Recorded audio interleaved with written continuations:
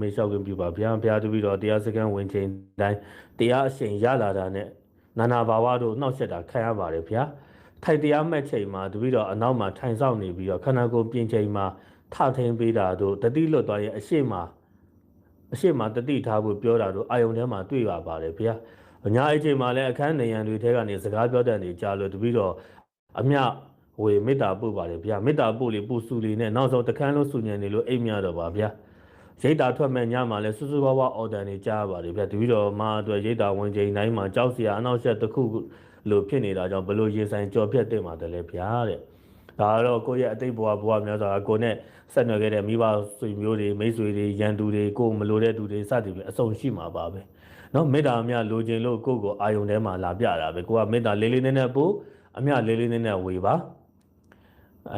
ရာခိုင်နှုန်း80ရာခိုင်နှုန်းကတော့ယောဂီရှိရာမေတ္တာအမြလိုချင်လို့တို့အာယုံနမိတ်ပြတာဖြစ်တယ်ကျန်တဲ့20ရာခိုင်နှုန်းကတော့ယောဂီကိုမလိုတဲ့သူတွေနှောက်ယှက်ခြင်းတဲ့သူတွေယောဂီတရားတိုးတက်မှာစိုးတဲ့အတွက်တွေ့ဝဲတဲ့နည်းနဲ့နှောက်ယှက်ခြင်းလို့နှောက်ယှက်တာလည်းရှိတယ်ဘာပဲဖြစ်ဖြစ်ရန်သူပဲဖြစ်ဖြစ်မိတ်ဆွေပဲဖြစ်ဖြစ်မေတ္တာဒီလူသားအလုံးတတ္တဝါအလုံးနဲ့တက်ဆိုင်ပါတယ်အဲ့ဒီအတွက်မေတ္တာပို့ပါလေးလေးနဲ့စူးစဆိုင်မေတ္တာပို့မယ်အမြလေးလေးနဲ့ဝေမယ်အတတ်နဲ့ခန္ဓာဖျားလူပြီးအဲ့ဒီအာယုံတွေကိုဂိမ်းမဆိုင်ပဲကိုယ်တရားကိုမှတ်လောကလူတွေကကြောက်တယ်တာပြောနေတယ်တချို့ဆိုတရားကြောက်တယ်ပြောပြီးတရားကိုကြည်တယ်လေနော်တရားကိုရှာကြည့်တချို့ငငယ်ကမောင်နှမတွေညီကိုတွေပြောတဲ့စကားရှိရလေဒါမတဲ့အတူနေတဲ့နော်ပြီးတော့ဒါမမြင်နဲ့ချောင်းကြည့်တယ်နော်အဲ့လိုရှိတယ်နော်မမြင်ပြန်တော့လည်းချောင်းကြည့်တယ်ပြင်းကြတယ်ရှိပြန်တော့လည်းမတဲ့ကြဘူးတချို့ညီကိုမောင်နှမဒီကလေးတွေ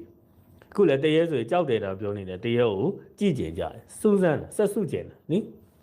ကိုကတော့အာယုံဆိုင်မိလိုက်တာအဓိကတော့သူဘာပဲပြကောင်းကောင်းဆိုမေတ္တာဖို့အမြဝေအာယုံထဲမှာဖြတ်ချလိုက်ကြားနေရလဲအာယုံမပြုတ်နဲ့တော့ကိုယ့်ရဲ့တာဝန်တိုင်းလေးလေးနဲ့တော့မေတ္တာဖို့လေးလေးနဲ့အမြဝေပြီးကိုယ်တရားတာကိုဆက်အားထုတ်ယောဂီက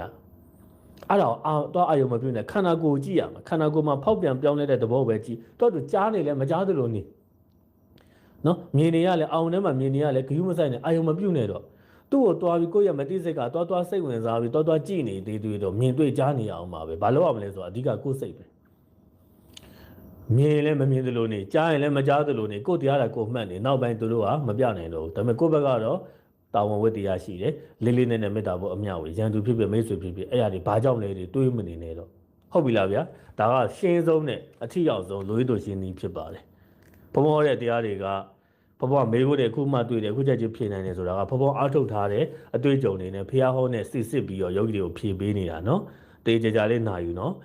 ်တချို့မေကွန်းတွေအခုလိုမျိုးမေကွန်းတွေဆိုရင်ကိုနဲ့မဆိုင်သေးဘူးငါလည်းမကြုံဘူးသေးဘူးလို့မထင်နဲ့ယောဂီတွေကအခုမကြုံဘူးသေးရင်တော့မကြုံဘူးသေးတဲ့ယောဂီတရားနာရင်နောက်တစ်ချိန်ကြုံရနိုင်တယ်ကြုံရရင်ဒီတရားတွေနာနာခြင်းအပြင်မဟာဗုဒ္ဓကြောက်လို့ဆရာတော်မိန့်ဘူးတယ်ဆိုကိုကနေတိတော့ကြော်လွှားနိုင်တာပေါ့နေမသိတော့ဘယ်လိုလုပ်မလဲဘာလို့လုံးအောင်မသိဘူးเนาะမဆိုင်တဲ့သူတွေကကိုနဲ့မဆိုင်ပါဘူးဆိုမပေါ့ဆမနာနဲ့တရားထုတ်တဲ့ကမှာအခုမကြုံသေးလဲနောက်ကြုံရတတ်တယ်ဒါဖဖုံးတို့ငငယ်ရကြတော့ဒီလိုမျိုးဖဖုံးတို့အခုတရားဟောတယ်လို့ယောဂီတွေကိုတင်ပေးတယ်လို့ဖဖုံးကိုတင်ပေးမဲ့သူမရှိတော့ဖဖုံးတို့ငငယ်ရတရားတွေအားထုတ်တဲ့အခက်ခဲတွေကြုံလာရင်ဆရာတော်တွေသွားလျှောက်ပြန်တော့လဲဆရာတော်တွေကမြင်တယ်မဲ့ကြားတယ်မဲ့တချို့လည်းဖြစ်မဲ့တယ်ဒါကလွယ်ပြီးတော့ဒီထက်အသေးစိတ်ပြီးစနစ်ကြပြီးတော့ပိုက်နိုင်ဒီပြဿနာကိုဖြစ်ရှင်းပေးတဲ့နည်းစနစ်တွေဘယ်သူမှဟောတာပြောတာလက်ညွှန်ပေးတာဘုန်းကြီးတို့မှမရခဲ့ဘူးမရခဲ့တော့ဘုန်းတို့မှနော်တချို့ပြဿနာတွေကမြင်နဲ့ကြားရမှတ်ရုံနဲ့မနိုင်ဘူးဖြစ်ဆိုပြီးစကလုံးလေးနဲ့မှတ်ရုံနဲ့မနိုင်ဘူးအခက်ခဲတွေကအဲ့ဒီအတွက်ကွက်ကိုပဲစေးနီးဖော်ရတာနော်ကွက်ကိုဖော်မူလာတစ်တည်ဖျောင်းနဲ့ညီဖို့တော့ပြန်ဆန်းစစ်ရတယ်ကိုယ့်ရဲ့ဖော်မူလာကဖျောင်းနဲ့မညီတော့မကိုက်ဘူးကိုယ့်ရဲ့ဖော်မူလာအတစ်တွေမက်တဲ့အတစ်တွေနော်ကိုယ့်ရဲ့ theory တွေအတစ်တွေပုံတင်နည်းတွေဘုန်းကြီးတို့ပြန်ပြီးတော့တည်ထွင်ရတယ်ဘလို့မှတ်ကြည့်ဟိုလိုမှတ်ကြည့်လိုက်အစင်မပြေဟိုလိုလေးပြောင်းမှတ်လိုက်ဒီလိုမှတ်လိုက်မှတ်ကြည့်နဲ့နောက်အဖြေရရလာတဲ့အဖြေကိုဖျားဟောနဲ့ညီလားပြန်စမ်းစစ်ပြီးမှနော်တချို့ပြဿနာတွေခက်ခဲတွေရက်ပေါင်းများစွာလနဲ့ချီနှစ်နဲ့ချီပြီးမှသိရတဲ့ပြဿနာတွေရှိတယ်ဒါတွေကိုဘုန်းကြီးတို့ကလက်တွေ့ကြင်ကြံအားထုတ်ထားတဲ့အတွက်ယောဂီတွေခုမေးတဲ့အခါမှာမေးလိုက်တဲ့ချက်ချင်းနားလဲတယ်ဖြေတဲ့အခါမှာဖျားဟောလက်တွေ့ကြပြောရရင်စကားစစ်ပြီးသားထပ်ပြောရရင်ခမင်းစားဖို့အတွက်ခုခက်ပြီးသားအရန်တဲ့ထိုင်စားရုံပဲဘုံအဲ့လိုအရန်တဲ့တင်ပေးနေတာအဲ့ဒီအတွက်ကိုနဲ့မဆိုင်ဘူးဆိုပြီးတော့တချို့ယောဂီတွေမနာနော်ပေါ့ဆဆမနာနဲ့မှတ်ထားဒီလိုမျိုးမတ်ဖို့လမ်းမှာကြုံရမဲ့ဒီຢာတွေရှိတယ်ဒီအတွက်တေးကြလေးနဲ့နာယူမှတ်သားကြ